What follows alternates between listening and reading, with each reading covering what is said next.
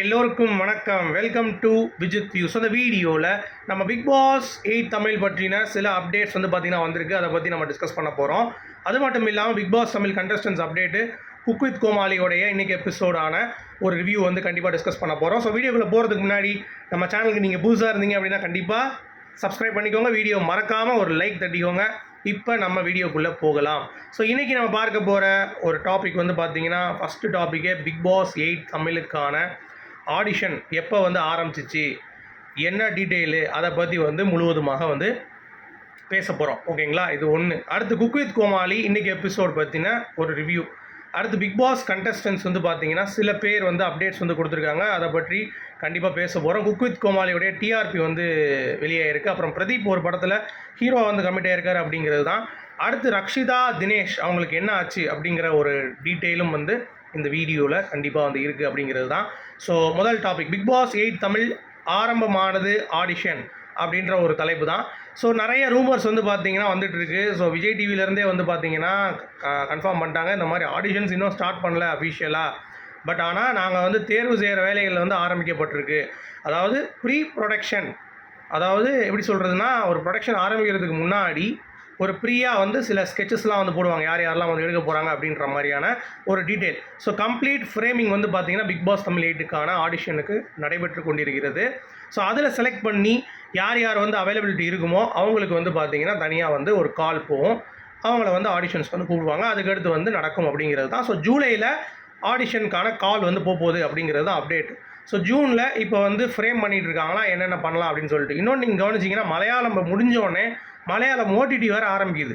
So Malayalam OTT எங்கே ஆரம்பிக்கும் அப்படின்னு சொல்லி பார்த்தீங்கன்னா, ஒரு வேளை சென்னையில் ஆரம்பிச்சிச்சுன்னா இன்னும் கொஞ்சம் வேலைகளை தள்ளி போடுவாங்க.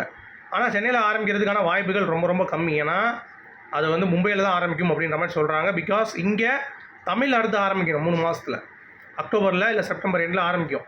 ஸோ அப்படி இருக்கும் பட்சத்தில் நீங்கள் இங்கே கொண்டு வந்துட்டு தெலுங்கை வந்து இல்லை மலையாளம் ஓடிடி வந்து பண்ணிகிட்டு இருந்தாங்க அப்படின்னா அது வந்து ஃப்ரூட்ஃபுல்லாக இருக்காது. இன்னொன்று நீங்கள் கவனிச்சிங்கன்னா தெலுங்கில் இந்த வட்டம் ஆடிஷனில் எடுக்கக்கூடிய ஆட்கள் எல்லாம் வந்து டிஃப்ரெண்ட்டான ஒரு க்ரைட்டீரியாவில் இருக்காங்க அப்படின்னா கண்டிப்பாக வந்து இருக்காங்கங்க. ஒரு பிரபலமான ஆக்டர் எடுக்க போகிறாங்க, ஒரு ஆக்ட்ரஸ் எடுக்க போகிறாங்க. ஸோ இதுதான் பிக் பாஸோடைய ஒரு நேச்சர். அதை விட்டு பிக் பாஸ் அப்படிங்கிறதே மறந்துட்டு ஏதோ ஒரு எவனோ ஒருத்தன் வரான்டா, அந்த யூடியூப்பில் பார்த்தவன் ஒருத்தன் வரான்டா, இந்த வந்து ஒருத்தன் வீடியோஸ் பண்ணிகிட்டு இருப்பான்டா, இவன் வந்தான்டா, இவன் வந்து சும்மா இருக்கான்டா, வெட்டி பைய கெட்ட வார்த்தையை பற்றி பேசிகிட்டு இருப்பான், கெட்ட வார்த்தையாக பேசுவான், அவன்லாம் வரான்டா அப்படின்ற மாதிரி ஈஸியாக இல்லாமல் அதுக்குன்னு ஒரு தகுதியான நபர்கள் எஃபர்ட் போட்டு, ஒரு நடிகராக இருக்கக்கூடிய நபர்கள், இப்போ நம்ம வந்து சொல்லுவோம் தெரியுமா, ரொம்ப எஃபர்ட் போட்டு இப்போ வந்து அவுட்டான ஹீரோஸ்லாம் இருப்பாங்க நிறையா. இப்போ பாய்ஸ் படத்தில் நடித்தவர்களே இருக்கட்டும், சரியா, சங்கர் சார் படத்தில் நடித்தாங்கல்ல பாய்ஸில், அதில் நிறைய பேர் வந்து இப்போ சும்மா தான் இருக்காங்க அப்படிங்கிறதுனால அவங்களுக்குலாம் வாய்ப்பு தரலாம். ஸோ அந்த மாதிரியான ஒரு இப்போ ஸ்ட்ரகிளிங் ஒரு கஷ்டப்பட்டுட்டு இருக்கிறவங்களுக்கு தூக்கி நீங்கள் கொடுத்தீங்கன்னா ஓகே.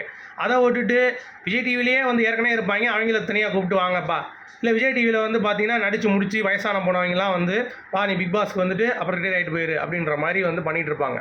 ஸோ அந்த மாதிரிலாம் இல்லாமல் தெலுங்கில் இந்த வட்டம் வந்து ரொம்ப க்ளீனாக பண்ணுறாங்க.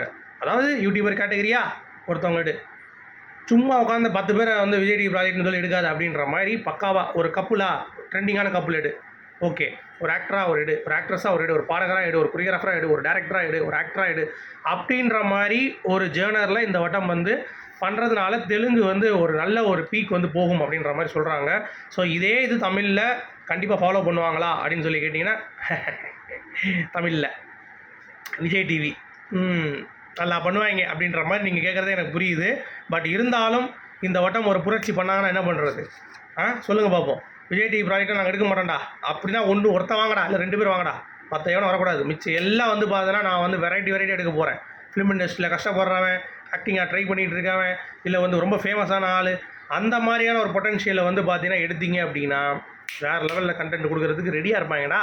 எல்லாம் தக்கன்னு மின்னும்டா கண்டென்ட் உங்ககிட்ட வந்து, சரியா? அதை விட்டுக்கிட்டு மிச்சர் சாப்பிட்ருக்காங்கலாம் கூப்பிட்டு வந்தேன் அப்படின்னா யாரா அவன், ஏய் யாரா நீ அப்படின்ற மாதிரி ரொம்ப கேவலமாக வந்து வட்ட ஆகிற மாதிரியே. இப்போ ஏன் வந்து சீசன் 5, 6, 7 அந்தளவுக்கு பிக்கப் ஆகலை, ரொம்ப டிஆர்பி சைடில் வந்து ரொம்ப டம்மியாக போயிட்டுருக்கு அப்படின்னா எல்லாம் இதுதான். ஒரு நல்ல ஒரு கேமராக வந்து எடுக்க மாட்டுறாங்க. வர்றவன் போகிறவெல்லாம் வந்து பார்த்தீங்கன்னா நல்லா கொட்டாயை விட்டு தூங்கிட்டு நைட்டு திருடி தின்னுட்டு இருக்காங்க. ஸோ அப்படி இருக்கும் பட்சத்தில் தெலுங்கு பண்ணுறது போலவே தமிழ் பண்ணாயினாலே தப்பிச்சிருவாங்க அப்படிங்கிறது தான் பாயிண்ட்டு. ஆனால் அவங்க பண்ணுவாங்களா அப்படின்ற மிகப்பெரிய ஒரு கேள்வி இருக்குது. கமல் சார் ஷூட் வேறு அடுத்த வாரம் ரொம்ப ஷூட்டான். ஸோ எந்த காஸ்டியூம் வர போகிறாரோ, அம்மா அமிர்தாராம் தாயே கமல் சாருக்கு ஒரு நல்ல காஸ்டியூம் கொடு, அதை விட்டு ஜோக்கர் மாதிரி வந்து பார்த்தீங்கன்னா பஃபூன் ட்ரெஸ்லாம் கொடுக்காத. சிம்பிளாக இருந்தாலே தலைவன் வந்து செம்மையாக இருப்பான். ஸோ அதனால் கொஞ்சம் அனுசரித்து ஏதாவது நல்ல காஸ்டியூமாக போட்டு விடுமா தாயே, இல்லை கமல் சார்ட்டே நீ விட்டுரு, அவரே நல்ல காஸ்டியூமாக வந்து அப்ளை பண்ணிட்டு போயிடுவார் அப்படிங்கிறது தான். உன் காஸ்டியூம் போடுறேன்னு சொல்லிட்டு ரொம்ப கேவலமாக வந்து பண்ணி விட்டுருது அப்படிங்கிறது தான் அந்த அம்மா. நிறையா கமெண்ட்ஸ் வர வந்து பண்ணியிருந்தாங்க. ஸோ வெயிட் பண்ணி பார்க்கலாம். இது ஒன்றுங்க சரியா பிக் பாஸ் 8 தமிழ் பற்றின அப்டேட்டு. ஸோ கூடிய விரைவில் அதை பற்றி அப்டேட்ஸ் வந்து பேக் டு பேக் ஜூலைலேருந்து வர ஆரம்பிச்சிடும். ஸோ சேனலுக்கு சப்ஸ்கிரைப் பண்ணால் சப்ஸ்கிரைப் பண்ணிக்கோங்க, மறந்துடாதீங்க, இல்லாட்டி அப்டேட்ஸ் விட்டுருவீங்க அப்படிங்கிறத நான் சொல்லிக்கிறேன். அடுத்து குக் வித் கோமாளி இன்றைக்கி எபிசோட் எப்படி, விஜய் சேதுபதி அவர்கள் உள்ளே வந்து விஜய் சேதுபதி கூட யார் வந்து சமைச்சாங்க இன்றைக்கி, அதுதான் வந்து பெரிய டாப்பிக்கு. ஸோ எல்லாத்துக்குமே வந்து பேன் இண்டியன் ஸ்டார் நம்ம விஜய் சேதுபதி அப்படின்றதுனால, அவர் எல்லா படங்களும் நடிக்கிறார், எல்லாத்துலேயும் தெரிகிறார் அப்படின்றதுனால அவர் வந்து பேன் இண்டியன் டிஷ்ஷாக வந்து கொடுக்குறாங்க. ஸோ எல்லோரும் வந்து அவங்கவுங்க சமைக்கிறாங்க. இதில் பெட்டர்மெண்ட்டாக யார் சமைக்கிறாங்கன்னு பார்த்தீங்கன்னா, பழக்கம் போல் சுஜிதா, அன்ஷிதா, ராமர், பிரியங்கா இந்த குரூப் தான் சரியா. பிரியங்காவும் சுஜிதாவும் மாற்றி மாற்றி வந்து பார்த்தீங்கன்னா நான் நீன்னு சொல்லி போட்டு வந்துகிட்டே இருக்காங்க இந்த சீசனில். ஸோ 2 பேரில் யாராவது ஒருத்தன் டைட்டில் வின்னர் தான், இன்னொருத்தர் ரன்னர் தான் அப்படிங்கிறது தான். இன்னொருத்தன் வந்து ஃபுட் ரிவ்யூவராக உள்ளே வந்த நம்ம இர்ஃபானு கொஞ்சம் கொஞ்சமாக வந்து நான் ஃபுட் ரிவ்யூவர் இல்லைடா, நான் ஃபுட்டை வந்து சமைக்கிறவன்டா அப்படின்ற மாதிரி அந்த ஒரு என்ன சொல்கிறது, ஒரு கெத்தாக உள்ளே வந்துட்டு நான் பண்ணுறேன், நான் ஃபைட் பண்ணுறேன் அப்படின்ற மாதிரி அவரும் வந்து சில நேரங்களில் செஃப் ஆஃப் த குக்லாம் வந்து வாங்கிட்டு இருக்கார் அப்படிங்கிறது தான். மற்றபடி இன்றைக்கி காமெடி அந்தளவுக்கு வந்து பெருசாக ஒர்க் அவுட் ஆகலை. ஏன்னா விஜய் சேதுபதி அவர்களுடைய சொந்த கதை, சோக கதை, அவருடைய காதல், அவருக்கு ப்ரப்போஸ் பண்ணுறது, இந்த மாதிரி சின்ன சின்ன நகர்வுகளோடு தான் நான் வந்து இன்றைக்கி வந்து நகர்ந்தது அப்படிங்கிறது தான் குக் வித் கோமாளி. மற்றபடி பயங்கரமான ஒரு ஃபன் எபிசோடு அப்படின்னா கண்டிப்பாக கிடையாது. பட் விஜய் சேதுபதி அவர்களை பற்றி நீங்கள் ரசிகராக இருந்தீங்கன்னா அவரை பற்றி ஏகப்பட்ட விஷயங்கள் வந்து பார்த்தீங்கன்னா இன்றைக்கி வந்து எபிசோட்ஸில் இருக்குது அப்படிங்கிறது தான். அது மட்டும் இல்லாமல் இந்த 2 செஃப் ஆஃப் த குக்கும் சேர்ந்து விஜய் சேதுபதி அவர்கள் ஆசைப்பட்ட அவருடைய பீன்ஸ் பொரியல், அப்புறம் வந்து ஏதோ குழம்பு, புளிக்குழம்பு இந்த மாதிரி வச்சு அவங்களுக்கு வந்து கொடுத்தாங்க. ஸோ அதை ஒரு ஆம்லேட்டை வச்சு சாப்பிட்டு மனுஷன் வந்து பார்த்திங்கன்னா பின்னி பிணைஞ்சிட்டாப்புல. ஸோ வேறு லெவல் எபிசோட் அப்படிங்கிறது தான்.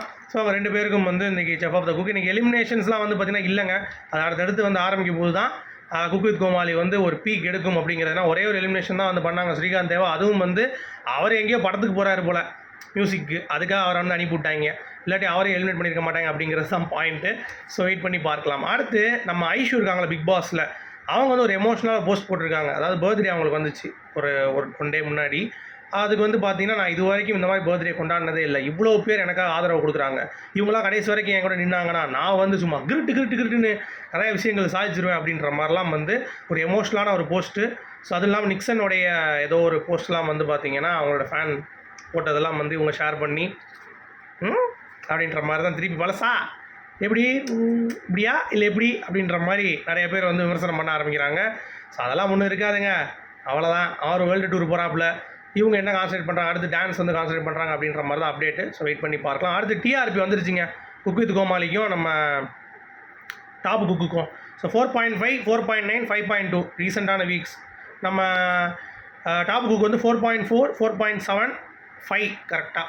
ஸோ ஓரளவுக்கு கீழே நெருக்கிட்டாங்க அப்படிங்கிறது தான். அடுத்து பிரதீப் ஹீரோ வந்து பார்த்தீங்கன்னா ஒரு ப்ராஜெக்ட் வந்து கமிட் ஆகிருக்காராம், அதை பற்றி அஃபிஷியலான கன்ஃபர்மேஷன் கூடிய விரைவில் வரும்.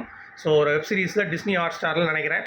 ஸோ வெயிட் பண்ணி பார்க்கலாம். அடுத்து தினேஷ், ரக்ஷிதா இவங்க 2 பேர் பிரிவு அப்படிங்கிறது வந்து கன்ஃபார்ம் ஆகிடுச்சுங்க. ஏன்னா அது பிக் பாஸ் வீட்டுக்குள்ளேயே வந்து ரக்ஷிதா வந்து தினேஷை பற்றி போட்டு அவருடைய போஸ்ட்டை போட்டு ஷேர் பண்ணி இது பண்ணிட்டு இருந்தாங்க.